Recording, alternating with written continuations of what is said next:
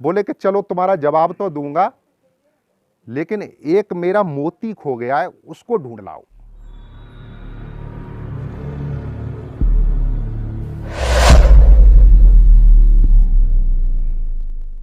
मैं सत्येंद्र सिंह बौद्धाचार्य शिकोहाबाद से हूँ, और सबसे पहले मैं तथागत गौतम बुद्ध के चरणों में नमन करते हुए और बाबा साहब भीमराव अंबेडकर जी के चरणों में नमन करते हुए आज हम सब लोग श्रद्धेय जितेंद्र जी की माताजी फूलन श्री देवी जी के परिनिर्वाण दिवस के उपलक्ष्य में सभी लोग हम लोग इकट्ठे हुए हैं। तो देखिए, वैसे तो इसको परित्राण पाठ बोलते हैं और शांति पाठ भी बोलते हैं। देखिए, सबसे बात यह है कि जब कोई चले जाते हैं तो उनकी एक इच्छा होती है कि हमारे घर में, परिवार में हमेशा शांति बनी रहे, लेकिन ऐसा होता नहीं है आज के आधुनिक युग में। क्योंकि पहले जब भोजन नहीं था तब आधी रोटी होती थी, उसमें से आधी आधी बांट करके हम लोग खा लेते थे, लेकिन शांति रहती थी। आज सब कुछ है, सोचो, आज सब कुछ है। कबीरदास जी ने बोला है कि कबीरा इतना दीजिए जामे कुटुंब समाए, और मैं भी भूखा न रहूं साधु न भूखा जाए। तो आज जब हम वैज्ञानिक आधुनिक युग में आ गए हैं, और ये वैज्ञानिक युग है, जबकि कुछ चालाक किस्म के लोग हैं, वो हमारे वैज्ञानिक रास्ते को भटका करके और फिर पुनः हमें उसी रास्ते पर ले जाना चाहते हैं। वैसे काफ़ी विद्वान हैं, माँ साहब हैं हमारे, बहुत अच्छे समाज सेवी रहे हैं, और सभी लोग हैं बहुत अच्छे अच्छे हैं। जो मैं तो एक छोटा सा बालक हूँ आपके सामने, तो थोड़ा प्रयास करता हूँ कि आगे की पीढ़ी को अच्छी तरीके से समझा सकूँ। देखिए, अब तक हम अंधविश्वास और पाखंडवाद में जीते चले आए थे।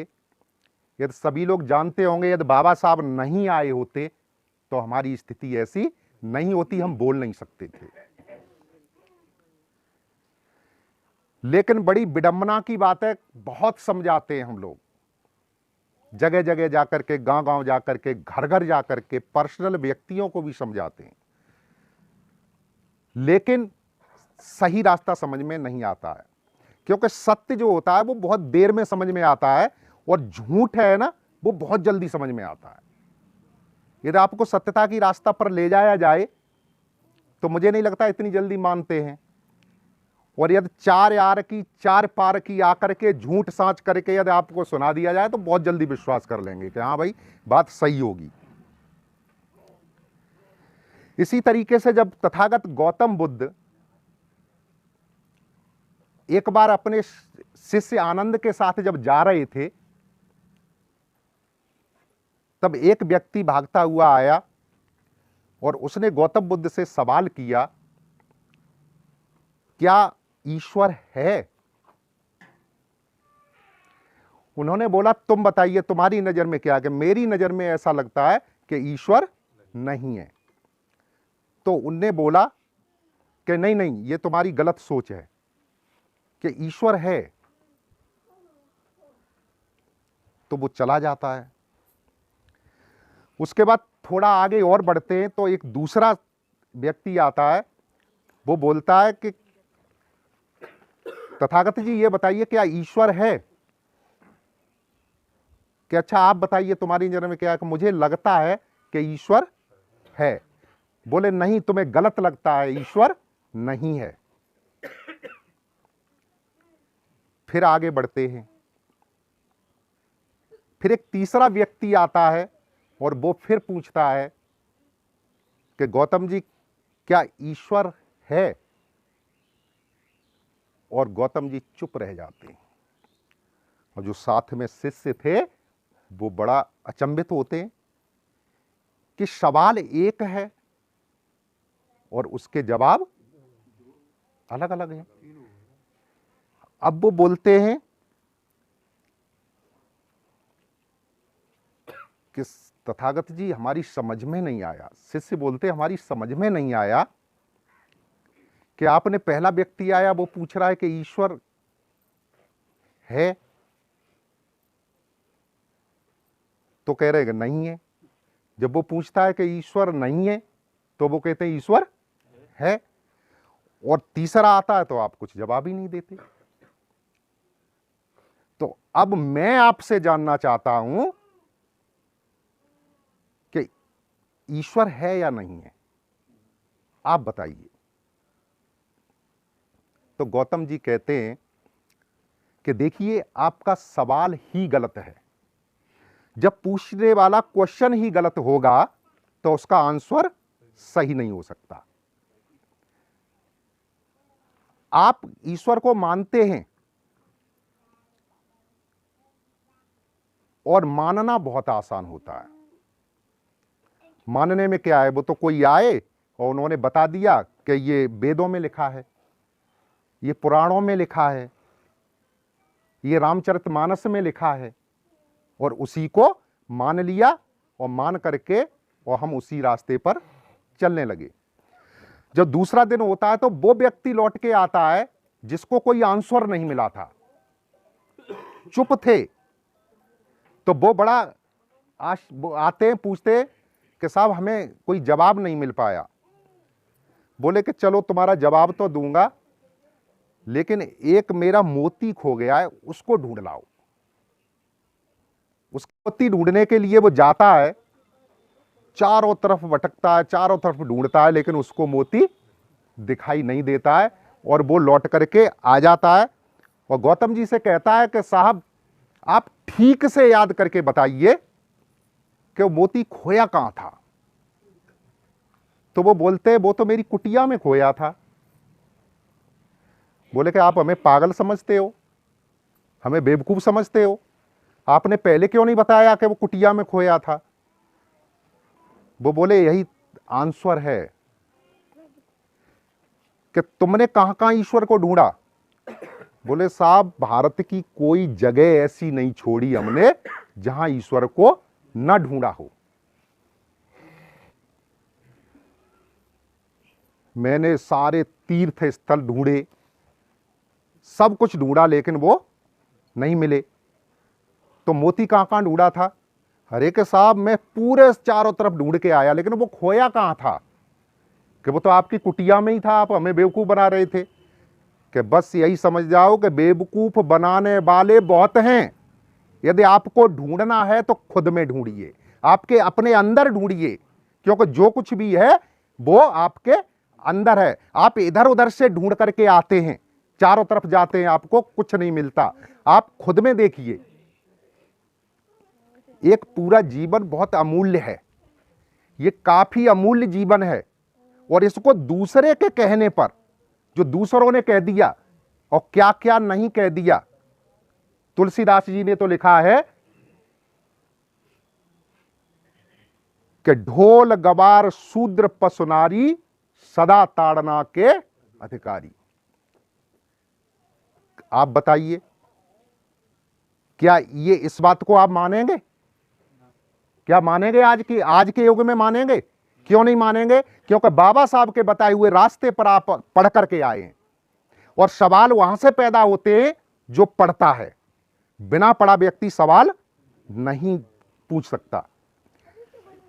उसके बाद उन्होंने बोला कि फिर बोले, शिष्य बोले आनंद कि आपने ऐसा क्यों बोला उसको कि ईश्वर नहीं है।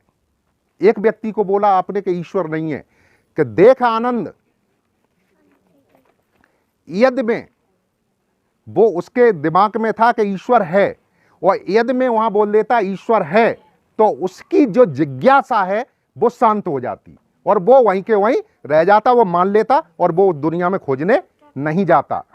तो अब वो खोजेगा। जिस समस्याओं को हम बड़ा मुसीबत या दुख समझते हैं, दरअसल वो समस्याएं जो होती हैं वो आपके दिमाग को, ब्रेन को अच्छा बनाने के लिए आती हैं। कुछ लोग हार मान लेते हैं और कुछ लोग उसको चैलेंज स्वीकार करते हैं और वो बहुत आगे पहुंचते हैं। एक छोटा सा बताऊंगा आपको कि एक लड़की थी, जो चैलेंज स्वीकार किया, मैं आपको बताऊंगा कि एक लड़की थी, वो गरीब घर से थी लेकिन होशियार थी पढ़ने में। जब पढ़ने में होशियार थी तो उसके माता पिता एक जगह शादी कर देते हैं। जब वहां शादी हो जाती है तो उसको तो ये खुशी थी कि मुझे ये लोग पढ़ाएंगे, लेकिन उन्होंने ऐसा नहीं किया और उसकी जिज्ञासा दबती चली गई। ये सत्य घटना है। उसके बाद जब उसके एक बच्चा पैदा हो जाता है, वो पढ़ने के लिए कहती है, तो वो उसके मतलब पढ़ाई की तो बात छोड़ो, उसकी पिटाई शुरू हो जाती है।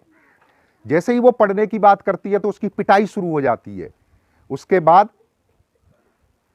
बहुत दिमाग चलता है उसका। एक दिन उसको ऐसा आता है कि अब तो हमें अपनी जीवन लीला समाप्त कर लेनी चाहिए, क्योंकि हमारे सब कुछ खत्म हो गया। और वो अपने बच्चे को सुला करके और उसने पंखे पर लटका करके सुसाइड करने की तैयारी कर रही थी। इतने में उसकी सास उठ करके आती है और वो जंगले से देखती है और देख रही है कि ये फांसी लगाने के लिए तैयार है, लेकिन वो वहां से देख करके चुपचाप लौट जाती है, क्योंकि अंतर बहुत था। वो गरीब थे और वो बहुत पैसे वाले थे। मर जाएगी, 2-4 लाख रुपए दे करके काम खत्म हो जाएगा, ये सोच थी उसी की। जब वो लड़की ये चीज देखती है कि मैं किसके लिए मर रही हूं, जिन पे कोई फर्क नहीं पड़ना, जिन पे कोई फर्क नहीं पड़ना, इसको ये नहीं लगा कि मैं ये बेटे की बहू है और ये मरने जा रही है, कम से कम अनजाने में ऐसा हो जाता तो एक बात माननी पड़ती, लेकिन जी देख करके चली गई, इसको कोई फर्क नहीं पड़ा। इसलिए मुझे अब इनके लिए मरना नहीं है। वो अपने घर खबर करती है और वो लौट करके अपने घर आ जाती है। जब वो घर आ जाती है तब पढ़ाई शुरू करती है। थोड़ा सा ट्यूशन का बच्चों को ले लेती है अपने, चूंकि माँ बाप भी गरीब थे तो ट्यूशन लेकर के वो पढ़ाई शुरू कर देती है। इसी बीच में काफी दिन हो जाते हैं तो फिर उसके घर वाले आते हैं कि चलो कोई बात नहीं है, अब हम पढ़ाएंगे और तुम घर चलो। तो 4 रिश्तेदारों की बात मानते हुए और फिर वो काफी मना करती है, लेकिन घर वाले के चलो कोई बात नहीं है बेटा, ऐसा तो होता रहता है समाज में अच्छा नहीं लगता, तो आप घर जाइए। तो वो फिर पुनः अपने घर चली जाती है। जा करके उसे सोचती है कि अब शायद नया कुछ होगा, लेकिन वहां जाकर के पहुंचती है तो देखती है कि वहां नया, और वो अपने बच्चे को सुला करके और उसने पंखे पर लटका करके सुसाइड करने की तैयारी कर रही थी।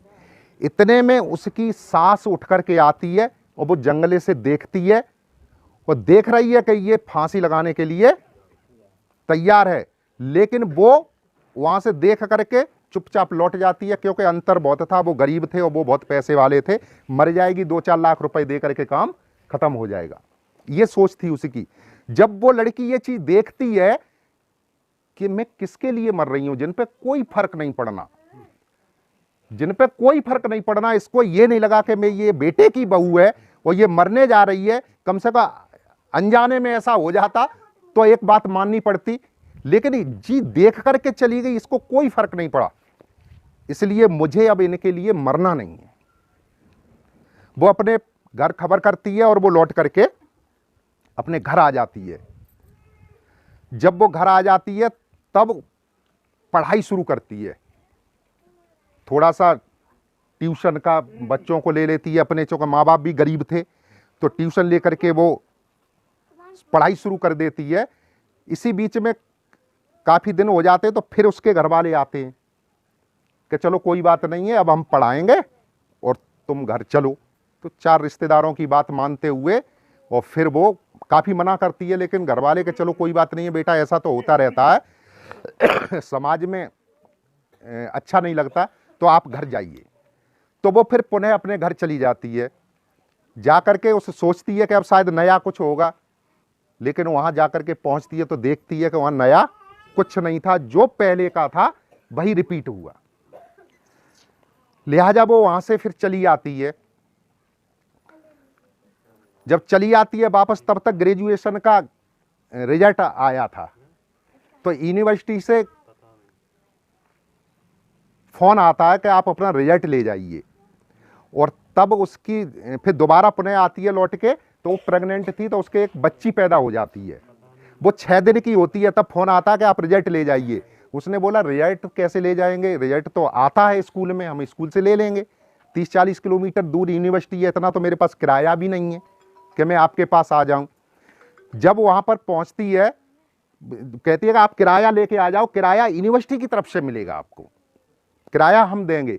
जब वहां जाती है बेचारी, सॉल ऑल ओढ़े हुए, जब पहुंचती है वहां बैठी होती है, तो अंदर से जब बुलाया जाता है, चांसलर बुलाते हैं, तो बोले कि इसमें शायद कुछ नाम था, ऐसा ही याद नहीं आ रहा, कि ये कौन है जिसने यूनिवर्सिटी टॉप किया है। तो वो एकदम सुन करके बहुत रह जाती है और आती है अंदर के आपको बहुत बधाई हो, उसको रिजल्ट दिया जाता है, वो यूनिवर्सिटी टॉप करती है। अब जैसे ही उसने सोचा कि यूनिवर्सिटी टॉप किया है, तो जानते हो कि उत्साह बढ़ता है, और वो फिर यूपीएससी की तैयारी करती है, और यूपीएससी फाइट करके वो जिलाधिकारी बनती है। तो देखिए, ये जिज्ञासा थी। गौतम बुद्ध ने कहा ये जिज्ञासा है, जहां जिज्ञासा खत्म हो गई। अभी कह दिया जाए यूपीएससी के बच्चे पढ़ रहे हैं कि यूपीएससी करना बहुत मुश्किल है, तो यदि आपने उसको मान लिया कि हाँ भाई वास्तव में बहुत मुश्किल है, यदि मान लिया आपने, तो मानने वाले तो शांत रह जाएंगे, तो उनकी जिज्ञासा शांत रह जाएगी, और एक ये चैलेंज से स्वीकार करेगा, देखते हैं कितना होता है। यदि कोई दूसरे कर सकते हैं तो हम भी कर सकते हैं। तो इस तरीके से गौतम बुद्ध ने बोला कि जिज्ञासा शांत नहीं होनी चाहिए। और सवाल यह गलत है कि हम ईश्वर को मानते हैं। मानना बहुत आसान है, मानना नहीं, आपको जानना है। आपको जानना है कि यह वास्तविक है या नहीं है। तो उसी तरीके से एग्जाम्पल दिया था गौतम बुद्ध ने। आपने पढ़ा है, सबसे बड़ी बात यह है कि जिन्होंने पढ़ा है यदि, तो वो तो जानते हैं, और जिन्होंने देखी है सनातन की, कि तुलसीदास ने क्या क्या चीजें लिखी हैं, आज हमारी महिलाएं लड़कियां हैं वो कहां पहुंच रही हैं। यदि उसी चीज को मान लेते कि ढोल गवार शूद्र पशुनारी सदा ताड़ना के अधिकारी, तो आज शूद्र राष्ट्रपति बने बैठे हैं, शूद्र राजनीति में मुख्यमंत्री बने बैठे, संसद में हैं, और पूजने में भी हैं। बाबा रामदेव हैं, देखें शूद्र ही हैं, यादव हैं, भोले बाबा जी हैं, शूद्र ही हैं, क्या हैं। तो ऐसा भी नहीं है, ऋतंबरा हैं, देखिए आपने, लोधी समाज से हैं, उमा भारती हैं। तो आज ये चीजें जो पहले की कही गई थी, वो सिर्फ हमें गुलाम बनाने के लिए कही गई थी। मूल उस पर आइए कि ये सिर्फ हमें गुलाम बनाने के लिए कही गई थी।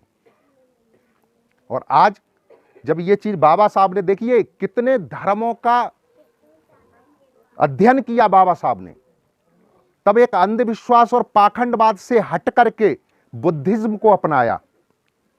भाई इतने विद्वान होकर के बुद्धिज्म को अपनाया, लेकिन हमारे समाज में और ज्यादा बड़े विद्वान हैं कि वो बुद्धिज्म की थ्योरी ही नहीं जानते, पढ़ी ही नहीं है उन्होंने। पढ़ा क्या था?